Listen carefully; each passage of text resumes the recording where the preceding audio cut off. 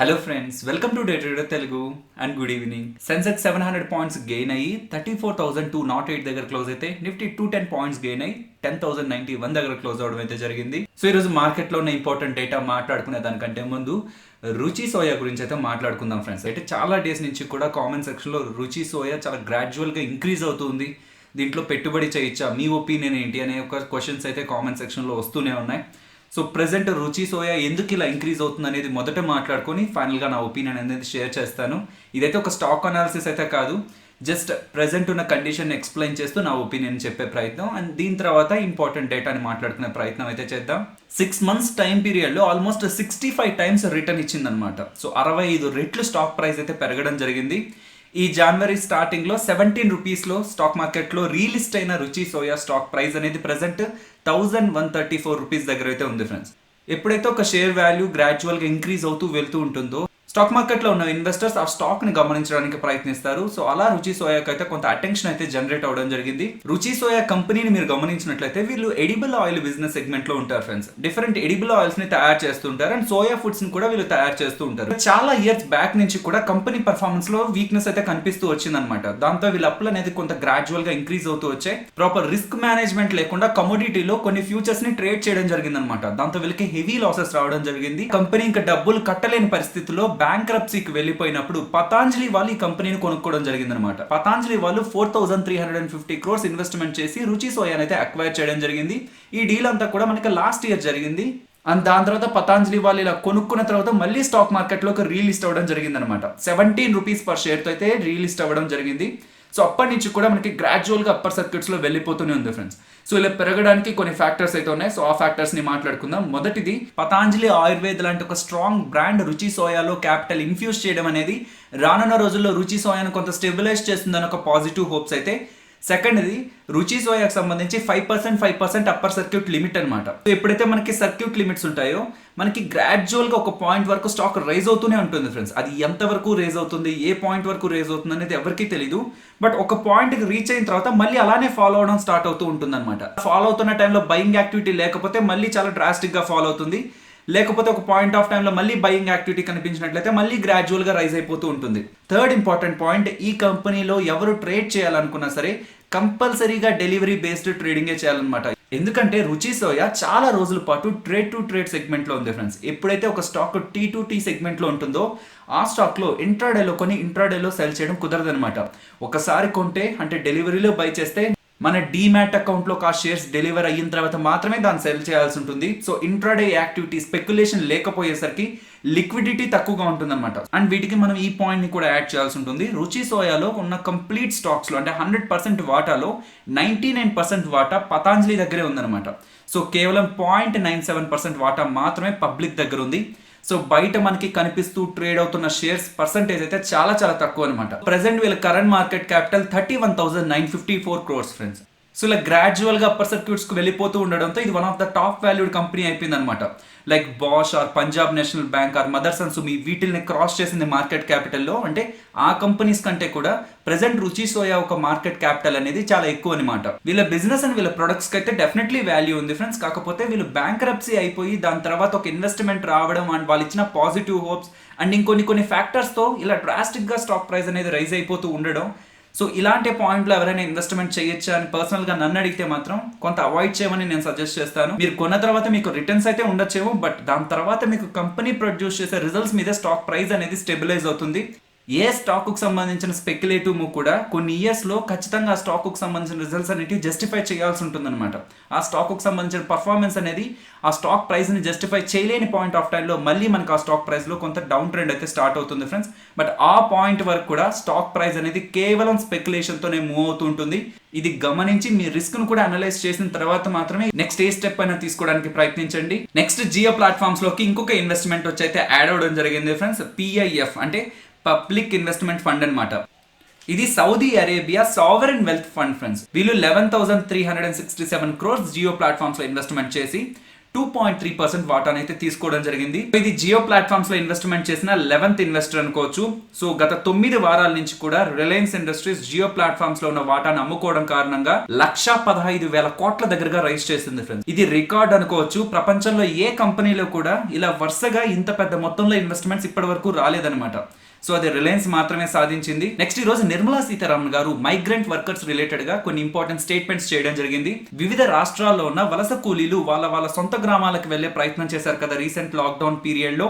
So అలా వెళ్లిపోయాక వాళ్ళకి ఉపాధి అనేది పెద్దగా ఉండదు కాబట్టి వాళ్ళు ఇబ్బందులు పడతారు కాబట్టి సెంట్రల్ గవర్నమెంట్ గరీబ్ కళ్యాణ్ రోజ్గార్ యోజన కింద వాళ్ళకి 125 days ఉపాధి కల్పించే ప్రయత్నం చేస్తుంది అనమాట. ఇది అన్ని రాష్ట్రాల్లో ఉన్న వలస కూలీలకి అయితే కాదు, 6 states ని మాత్రమే వీళ్ళు సెలెక్ట్ చేయడం జరిగింది. ఎక్కువగా వలస కూలీలు నార్థన్ స్టేట్స్ నుంచి ఉంటారు కాబట్టి వీళ్ళు నార్త్ కు సంబంధించిన కొన్ని స్టేట్స్ అయితే సెలెక్ట్ చేశారు friends.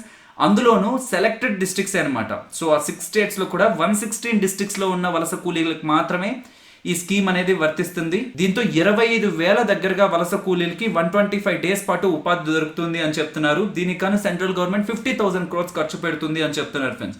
Next coal block auction ని ప్రధాని నరేంద్ర మోడీ గారు ఈ రోజు లాంచ్ చేయడం అయితే జరిగింది. దీంతో 41 కోల్ బ్లాక్స్ కి ప్రైవేట్ ప్లేయర్స్ అయితే పోటీ పడొచ్చు అనమాట. ఇది కొన్ని days back finance minister Nirmala Sitharaman గారు 20 లక్షల కోట్ల ప్యాకేజ్ రిలేటెడ్ గా చేసిన అనౌన్స్మెంట్స్ లో కూడా ఇది వాళ్ళు చెప్పడం జరిగింది. ఈ రోజు ఒక పాయింట్ ఆఫ్ టైమ్ లో ఫ్యూచర్ రిటైల్ అప్పర్ సర్క్యూట్ దగ్గరికి వెళ్లి లాక్ అవడం అయితే జరిగింది. దానికి రీసెంట్ టైమ్స్ లో మనం అనుకున్నాం కదా, కిషోర్ బియానీ గారు తనకు సంబంధించిన ఫ్యూచర్ రిటైల్ వాటాని Premji investment, Reliance retail, Amazon వాళ్ళకి అమ్మి కొంత డబ్బుల్ని రేస్ చేయాలనుకుంటున్నారని ముఖేష్ అంబానీ గారి అండర్ లో ఉన్న రిలయన్స్ రీటైల్ ఫ్యూచర్ రిటైల్ లో వాటా కొనేందుకు చాలా క్లోజ్ గా ఉందని వచ్చిన అప్డేట్ తో ఇంట్రోడే సెషన్స్ లో మనకు అప్పర్ సర్క్యూట్ లో క్లోజ్ అవడం జరిగింది. అండ్ అమెజాన్ వాళ్ళ డిస్కషన్స్ కూడా టాప్ స్టేజ్ లో అయితే ఉన్నాయి. నెక్స్ట్ మంత్ లోనే మనకు అనౌన్స్మెంట్ వస్తుందని ఎలాగైతే బ్లూంబర్గ్ వాళ్ళైతే అప్డేట్ ఇవ్వడం జరిగింది. నెక్స్ట్ ఈ రోజు supreme court telecom players related గా చేసిన స్టేట్మెంట్స్ గురించి మాట్లాడుకోవాలి friends. So last 6 days back supreme court చేసిన కీలక వ్యాఖ్యల గురించి మాట్లాడుకున్నాం కదా, టెలికాం ప్లేయర్స్ కానీ పబ్లిక్ సెక్టర్ అండర్టేకింగ్స్ గురించి కానీ. సో సుప్రీం కోర్ట్ ఇచ్చిన సజెషన్ ని యాక్సెప్ట్ చేస్తూ డిపార్ట్మెంట్ ఆఫ్ టెలికమ్యూనికేషన్ ఈ పబ్లిక్ సెక్టర్ అండర్టేకింగ్స్ రిలేటెడ్ గా ఎక్స్పెక్ట్ చేస్తున్న డబ్బుల్లో 96% డబ్బుల్ని వదులుకోవడం అయితే జరిగింది. సో పబ్లిక్ సెక్టర్ అండర్టేకింగ్స్ ని పక్కన పెడితే టెలికాం కంపెనీస్ గురించి మాట్లాడుకోవాలి. Airtel and Vodafone idea present condition ఏంటో తెలుసుకోవాలి. డిపార్ట్మెంట్ ఆఫ్ టెలికమ్యూనికేషన్స్ ప్రకారం వడాఫోన్ ఐడియా 58,000 కోట్ల దగ్గరగా కట్టాలి ఫ్రెండ్స్. ఇంత కట్టాల్సి ఉంటే వడాఫోన్ ఐడియా ఈ రీసెంట్ డేస్ లో కట్టిన పేమెంట్ 6,800 కోట్ల దగ్గరగా అనమాట. సో ఆల్మోస్ట్ ఇంకా 50,000 crores దగ్గరగా వడాఫోన్ ఐడియా పేమెంట్ చేయాల్సి ఉంది. బట్ ఎయిర్టెల్ 18,000 crores దగ్గరగా డిపార్ట్మెంట్ ఆఫ్ టెలికమ్యూనికేషన్స్ కి పేమెంట్ చేయడం జరిగింది. స్టిల్ 25,000 crores దగ్గరగా పేమెంట్ అనేది ఎయిర్టెల్ రిలేటెడ్ గా పెండింగ్ ఉందన్నమాట. సో నెక్స్ట్ సుప్రీం కోర్టు మీరు అసలు ఈ డబ్బులు ఎలా కట్టాలనుకుంటున్నారు, దీని రిలేటెడ్ గా మీరు ఏం గ్యారంటీ ఇస్తారని చెప్పి ఎయిర్టెల్ అండ్ వడాఫోన్ ఐడియాని అడిగినప్పుడు ప్రెసెంట్ భారతీ ఎయిర్టెల్ కి సంబంధించిన స్పెక్ట్రమ్ విలువే 112,000 కోట్ల దగ్గరగా ఉంటుంది. అండ్ భారతీ ఎయిర్టెల్ రిలేటెడ్ గా telecom license and bank guarantees అన్నిటిని మీరు కలుపుకున్నట్లయితే మేము కట్టాల్సిన డబ్బుల కంటే చాలా ఎక్కువగా గ్యారంటీ ఉన్నట్లే.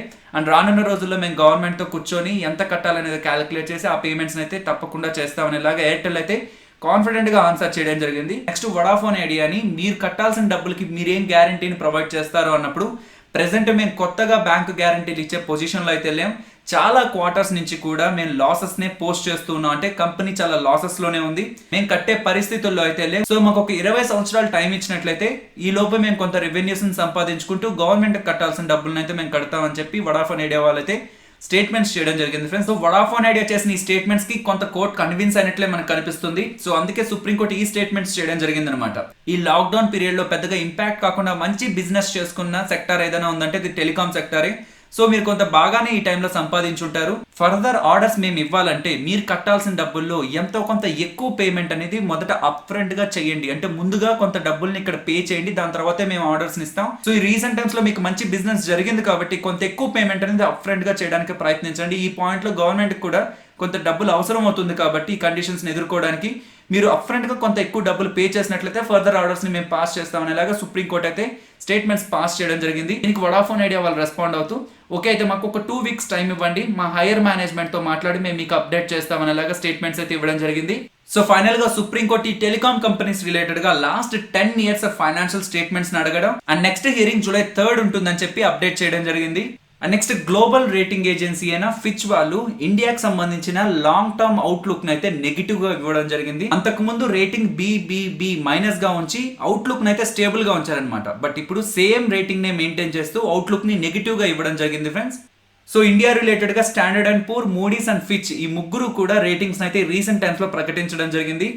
మూడీస్ వాళ్ళైతే అవుట్లుక్ ని నెగిటివ్ గా ఇచ్చారు, స్టాండర్డ్ అండ్ పూర్ వాళ్ళైతే అవుట్లుక్ ని స్టేబుల్ గా ఇచ్చారు, అండ్ ఫిచ్ వాళ్ళైతే ప్రెసెంట్ స్టేబుల్ నుంచి నెగిటివ్ గా అవుట్లుక్ ఇవ్వడం జరిగింది. Nifty and bank Nifty support and resistance మాట్లాడుకుందాం. రీసెంట్ టైమ్స్ లో ఏ లెవెల్ అయితే కొంత స్ట్రాంగ్ రెసిస్టెన్స్ గా ఉందో ఆ లెవెల్ ఈ రోజు బ్రేక్ చేసి టాప్ సైడ్ మనకి క్లోజ్ అయింది. కాబట్టి ఇప్పటి వరకు మనం ఏ ఏరియా అయితే రెసిస్టెన్స్ అనుకుంటున్నాం అదే నెక్స్ట్ మనకి సపోర్ట్ గా మారుతుంది. సో నిఫ్టీ సపోర్ట్ ఇమీడియట్ గా 10,020 దగ్గర గమనిస్తున్నాను, అండ్ రెసిస్టెన్స్ 10,170 ఇమీడియట్ గా, అండ్ బ్యాంక్ నిఫ్టీ సపోర్ట్ 20,550 దగ్గర ఫ్రెండ్స్. ఒకవేళ అది బ్రేక్ అయితే 20,230 దగ్గర, రెసిస్టెన్స్ ఇమీడియట్ గా 21,260, ఒకవేళ అది బ్రేక్ అయితే 21,540. నెక్స్ట్ నిఫ్టీ ఆప్షన్ చైన్ గురించి మాట్లాడుకుందాం. ప్రెసెంట్ మనం చూస్తున్నది 25th June monthly expiry contract data. So ఇక్కడ గమనించినట్లయితే 10,000 పైకి మార్కెట్ వెళ్ళినా సరే మనకి 10,000 దగ్గర పెద్దగా అన్వైండింగ్స్ అయితే కనిపించట్లేదు friends. So next day move కూడా కొంత స్ట్రాంగ్ గా పాజిటివ్ డైరెక్షన్ లో ఉన్నట్టయితే పాసిబిలీ మనకి ఇక్కడ అన్బైండింగ్స్ కనిపించడానికి ఛాన్స్ ఉంది. ప్రెసెంట్ మనం 10,100 దగ్గర ఉన్నాం కాబట్టి ఇక్కడ నుంచి టాప్ సైడ్ కి మూవ్ అవుతున్నట్లయితే మీరు 10,300 అలాగే 10,500 దగ్గర ఉన్న డేటాలను గమనించండి. అక్కడ మనకి చాలా స్ట్రాంగ్ ఓపెన్ ఇంట్రెస్ట్ అనేది బిల్డ్ అవడం జరిగింది ఫ్రెండ్స్. సో ఇక్కడ నుంచి టాప్ సైడ్ కి మూవ్ అవుతుంటే ఆప్షన్ చైన్ ప్రకారం 10,300 అండ్ 10,500 అనేది మనకి రెసిస్టెన్స్ గా కనిపిస్తుంది. అండ్ ప్రెసెంట్ ఉన్న 10,100 రేంజ్ నుంచి డౌన్ సైడ్ కి ఫాలో అవుతుంది అనుకున్నప్పుడు మీరు గమనిస్తే 10,000 దగ్గర చాలా స్ట్రాంగ్ గా డేటా అయితే ఇంట్రాడే సెషన్స్ లో బిల్డ్ అవడం జరిగింది. అంటే ఆ లెవెల్ కంటే మార్కెట్ పైనే ఉంటుందని పుట్ రైడర్స్ అయితే ఇంట్రాడే సెషన్స్ లో రైట్ చేయడం జరిగింది. కాబట్టి ఇమీడియట్ గా మనం 10,000 ని సపోర్ట్ గా గమనించవచ్చు ఫ్రెండ్స్. ఒకవేళ ఈ లెవెల్ బ్రేక్ అయ్యి డౌన్ సైడ్ కి మూవ్ అవుతున్నట్లయితే మీరు 9,900 రేంజ్ ని చూస్తే 32 lakhs ఓవరాల్, అండ్ ఇంట్రాడేలో కూడా 7 lakh అనేది బిల్డ్ అయింది అనమాట. ఓపెన్ ఇంట్రెస్ట్ బిల్డ్ అవడం జరిగింది. సో ఇక్కడ దగ్గరగా మనకి ఇంత ఓవరాల్ ఓపెన్ ఇంట్రెస్ట్ అనేది ఎక్కడ కనిపించట్లేదు. కాబట్టి ఇమీడియట్ గా 10,000, ఇఫ్ అది బ్రేక్ అయితే 9,900 ని మనం సపోర్ట్స్ గా అయితే గమనించవచ్చు. ఫైనలీ ఇది ఫ్రెండ్స్ మన వీడియో. నచ్చిందా? సో నచ్చినట్టయితే లైక్ చేయండి ఫ్రెండ్స్. అండ్ ఈ వీడియో మన వాళ్ళకి యూజ్ అవుతుంది అనుకుంటే తప్పకుండా షేర్ చేయండి. అండ్ మన ఛానల్ని మీరు సబ్స్క్రైబ్ చేయనట్లయితే ఇప్పటి వరకు మన ఛానల్లో ఉన్న కంటెంట్ని మీరు ఒకసారి గమనించండి. ఇఫ్ ఆ కంటెంట్ మీకు నచ్చింది అనుకుంటే ఛానల్ని సబ్స్క్రైబ్ చేసి పక్కనే వచ్చే బెల్ ఐకాన్ కూడా క్లిక్ చేయండి. మరొక ఇంట్రెస్టింగ్ వీడియోతో మళ్ళీ మీ ముందుకు వస్తాను. అంతవరకు టేక్ కేర్. జై హింద్.